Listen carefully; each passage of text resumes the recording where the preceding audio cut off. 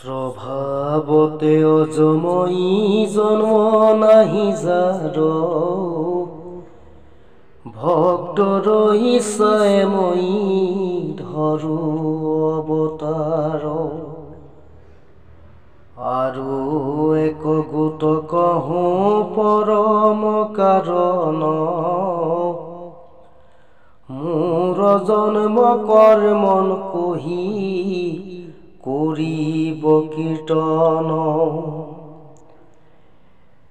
মোৰ চৰণৰ মকৰন্দ কৰি পান মোক পাই সংসাৰত নজানয় আন স্বৰ্গ মৰ্ত্য পাতালৰ নহৈ অধিপতি ভক্তি বিনে মুখত যে নকৰয় ৰতি দেহ গেহ ভাৰ্যা পুত্ৰ আপ্ত বন্ধুজন সবাকো এৰিয়া মুত অৰ্পিলে কমন মৎস্য কুৰ্ময়াদি ৰূপ নানা কৰো লীলা এতেকে মোহক কয় অৱহেলা মোক মহেশ্বৰ বুলি নকৰয় জ্ঞান আন দেৱ সমে মোক দেখয় সমান যেন অল্প বস্তু কলা জ্ঞানাচনৰে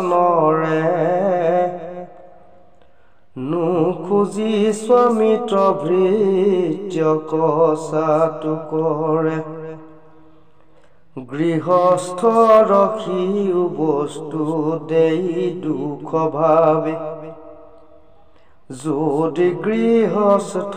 তথু যে বিস্তাৰকে পাৱে মোৰ প্ৰসাদ ৰখিতো নজানয় সুখ ক্ষুদ্ৰ দেৱ পুজি মুত হয় বিমুখ কুতৰ্ক শাস্ত্ৰক পঢ়ি বুদ্ধি हुए হত বিমোহিত हुए বাদ কৰে ঈশ্বৰত ইয়াসুৰী স্বভাৱ ধৰ ৰজতম গুণে হিংসাত্মক কৰ্মে দেৱ পূজে সি কাৰণে নানা কৰ্ম কৰি মৰে চিত্ৰ নুহেঠিৰ বলি কাটি মাংস খাই পিয় ৰুধিৰ ৰাম তাৰ যত জ্ঞান কৰ্ম যজ্ঞ দান ইষ্ট ঈশ্বৰ বিমুখ বৃথা জানিবা নিষ্ট পঢ়ে বেদ শাস্ত্ৰ তাৰ তত্ত্বক নজানি জীৱা পঢ়ি ফুৰৈ সিও বাতুলৰ বাণী মোক জানিবাৰ তাৰ চক্ষু ভৈল শাস্ত্ৰ শাস্ত্ৰ জ্ঞান জানিবাৰ পণ্ডিতে সে পাত্ৰ পঢ়ে মাত্ৰ শাস্ত্ৰ তত্ত্ব নকৰে বিচাৰ শাস্ত্ৰ গৰ্বে বাঢ়ে আৰু মই অহংকাৰ পণ্ডিত বুলি মান্য কৰে সৰ্বলোক মনে বাঢ়ে অহংকাৰ নজানয় মোক লোকত কহয় আপোনাত নাহি তাৰ যেন গন্ধ পশু বিচি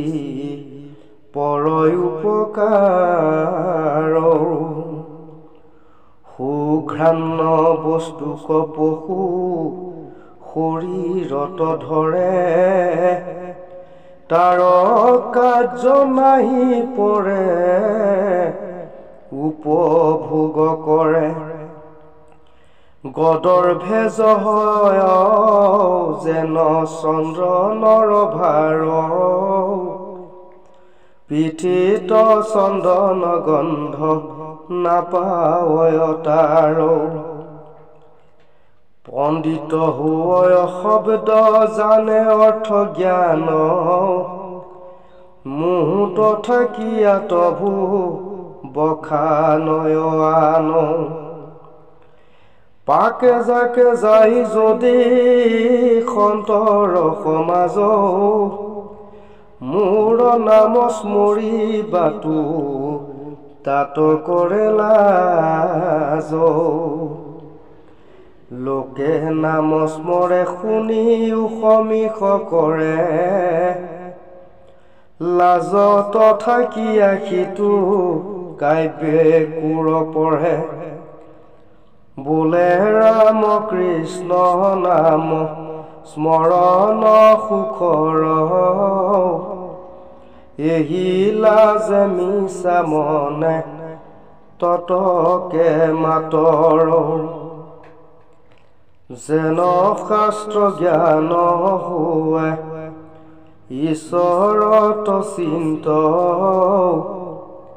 একে দেৱয় মৰ যে পিলে কয় অমৃত